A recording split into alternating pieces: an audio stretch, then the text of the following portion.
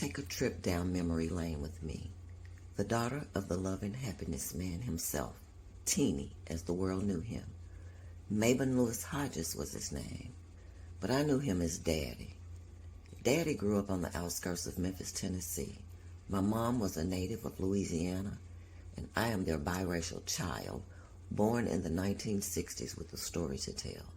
From abandonment to being denied paternity, to being sought after for adoption by musical colleagues of my dad's and my Kojic pastor, to growing up with the love child of Rufus Thomas, to Daddy's house parties, to Al Green's house, to Bobby Womack's house, to molestation, to looking for love in all the wrong faces, including living with the ex-brother-in-law of Marjorie Harvey, Steve Harvey's wife, to multiple marriages, to finding Christ, and later leading my dad and mom to an understanding of salvation, forgiveness, and repentance. It's story time.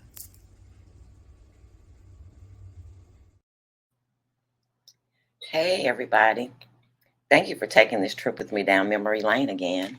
I am Tabitha, the daughter of the love and happiness man himself, Mabon Teenie Hodges, co-writer and lead guitar player of said song. It is story time.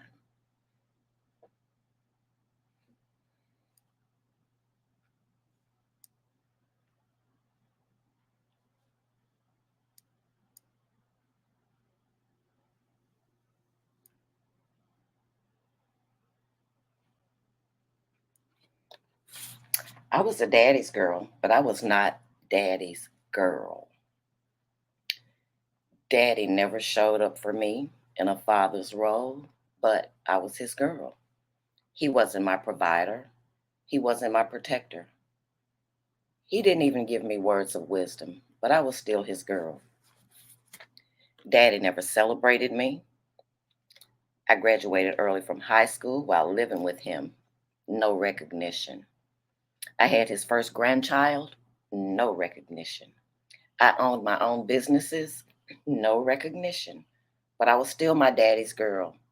I didn't seem to notice for some godly reason, so I never mentioned it to him. He didn't like being confronted anyway. My earliest childhood memory of Daddy was him denying being my father in court when I was just 5 years old. That day has always been etched in my mind, and the things that transpired at my house after court that day, they've always been etched in my mind. Those details are in my book of memoirs to come. To be honest, the first time Daddy told me happy birthday on my birthday was the year before he transitioned when I was 47 years old. I knew in my spirit he wouldn't be alive to tell me again. He passed just 16 days before my next birthday. With that peek into our father-daughter relationship, you can surmise how I was not a daddy's girl, yet I was his girl, plain and simple. I showed up as a daughter and a loving one at that, if I must say so myself. I took the parts of him he gave, and I just ignored the rest. Daddy was born with a veil, but I could see beyond the veil. I saw his heart, I saw his love, and I saw his happiness. After all, I was his girl. I saw lots and lots of aspects of his world. Before I was double digits, I would ride around town with Daddy checking in on his lovers. At that time, there were two young ladies in particular he was dating, if you would. He would visit each of them nearly every day. We would pull up, pick up, drop off one, and then pull up, pick up, and drop off the next. And of course, race never mattered to him. They were actually opposing races, should I say. And the funny part was when we would drop off number one and we were headed to number two's home, he'd look at me with that awesome grin right there and say, "Don't say nothing." And I was his girl. I never said a word. In all honesty, all six of his daughters were his girls. We all had different relationships with him and got different pieces of him.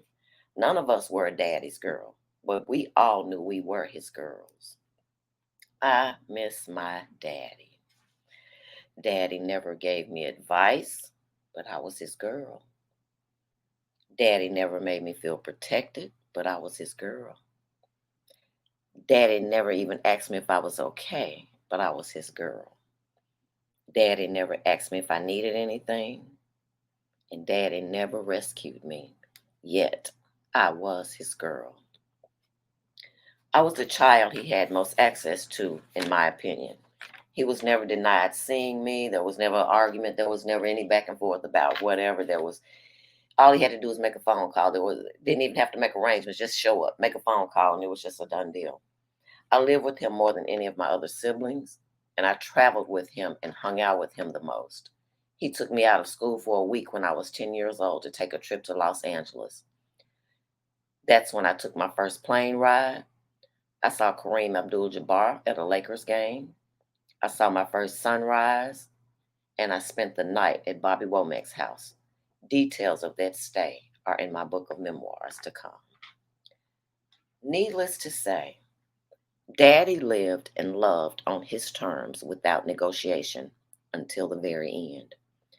And he lived what he loved without hesitation until the very end. There was so much to the man, there was so much more to the man than his music. I truly, truly miss my daddy. Although I was not a daddy's girl, I am, and I will always be daddy's girl.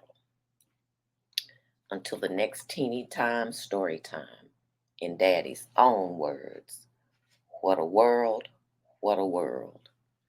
Toodles.